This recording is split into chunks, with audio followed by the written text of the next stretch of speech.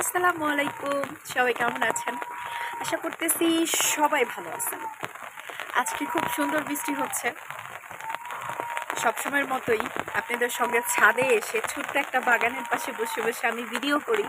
আমার খুব ভালো লাগে আপনাদের সঙ্গে ভিডিওগুলো শেয়ার করতে। আপনারাও আমাকে অনেক সাপোর্ট করেন, এর জন্য অনেক অনেক ধন্যবাদ। আসলে আমাদের বাসার পাশে একজন খুবই অসুস্থ। এই যে 6 তলা বিল্ডিংয়ে তারা থাকে। কি বলবো, মহিলাটা প্রচুর অসুস্থ, অনেক অসুস্থ। সবসময় এই যে এইভাবে কান্নাকাটি করে আমরা শুনি, মাঝে মধ্যে দেখতেও যাই। কিন্তু কি করব বলেন, আসলে কিছুই করার নাই। প্রচুর ওষুধ পানি খাওয়াইতেছে, ওই যে শুনেন কিভাবে কাঁদতেছে। আমি বুঝতেছি না বৃষ্টির এই সাউন্ডে দেন হচ্ছে আশেপাশের নয়েসে আপনারা ওনার কান্নাকাটি এভাবে শুনতে পাচ্ছেন কিনা। মহিলাটা খুব অসুস্থ, ওনার জীবনের কাহিনী শুনলে আপনারা আসলে পাগল হয়ে যাবেন। কি বলবো আর, আসলে দৈনন্দিন কি হয় যে ওনার ছেলেটাকে বিয়ে করেছে। ওনার ছেলেটাকে বিয়ে করানোর পরে দেন হচ্ছে ওনার যে ওয়াইফ ছিল, ওয়াইফটি একটু বড়লোক ঘরের মেয়ে ছিল। বড়লোক ঘরের মেয়ে হওয়ার কারণে যেরকম মনে করেন আপনারা, ওই মেয়েটা ওর মা অসুস্থ হওয়ার পরে ওর এখানে রাইখে চলে গেছে। চলে যাওয়ার পরে আর ফিরে আসেনি। ওই ছেলেটা যখন ওর ওয়াইফকে ফোন করেছিল, ওর মা এখানে অসুস্থ, এতদিন ধরে কেন বাপের বাড়ি গিয়ে আসছে না কেন, তো এই বিষয়ে যখন কথা বলতেছিল তখন মেয়েটা বলে, আমি ওইখানে তোর ঘরের বউ হয়ে গেছি, আমি কিন্তু ওইখানে দাসীবান্দি হয়ে যাইনি। তোর মারে আমি তো দেখশন করবো দূরের কথা, আমি কিছু করতে পারবো না। তোর মা যেদিন মারা যায় সেদিন আমাকে ফোন দিস, তখন এসে তোর সংসার করবো। আচ্ছা বলেন তো, এগুলো কি কোনো মানুষের কথা? এগুলো কোনো মানুষ করতে পারে?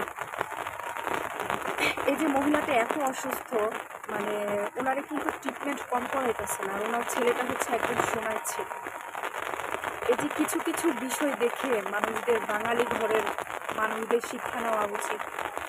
আসলে সবচেয়ে বড় কথা কি, অসুস্থতা হচ্ছে কি আল্লাহর হাতে। আমরা মানুষ, আগে আমাদের মনুষ্যত্বের পরিচয়টা দেওয়া উচিত। এই যে এখন মনে হয় ওনার ছেলেটা বাসায় নেই, যে কারণে মনে হয় মেডিসিনও খাইতে পারতেছে না। ওনারে তো ওনার ছেলে তালা দিয়ে যায়, তা না হলে যেতাম, গিয়ে দেখে আসতাম আজকেও। খুব কষ্ট হয় ওনার এই যে এইভাবে কান্নাকাটি শুনলে।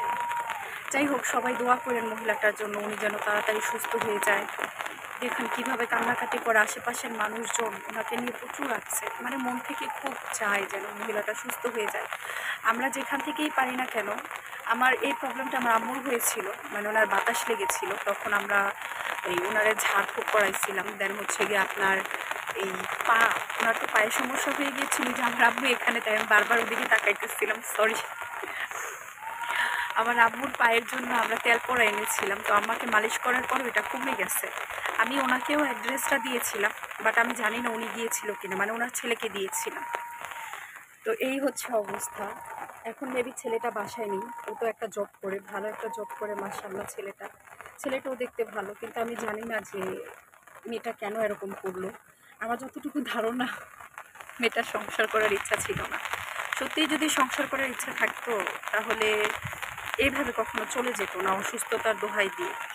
আপনিও তো একজন একদিন বয়স্ক হবেন, আপনিও তো একদিন অন্যের উপর ডিপেন্ডেন্ট হবেন, তখন কি করবেন বলেন তো? একবার ওনার কথাগুলো ওনার কান্না শুনলেই শরীরের পশমগুলো দাঁড়িয়ে যায়, কি আর বলবো। যাই হোক, আপনাদের সঙ্গে অনেকক্ষণ কথা বললাম, অনেক ভালো লাগলো। আসলে আমি ওরকমভাবে গোছায়া কথাবার্তা বলতে পারি না, কেউ কিছু মনে করবেন না। তবে যতটা চেষ্টা করি আপনাদের সঙ্গে ভালো মন্দ সব কিছু মিলিয়ে শেয়ার করার চেষ্টা করি। So by everyone.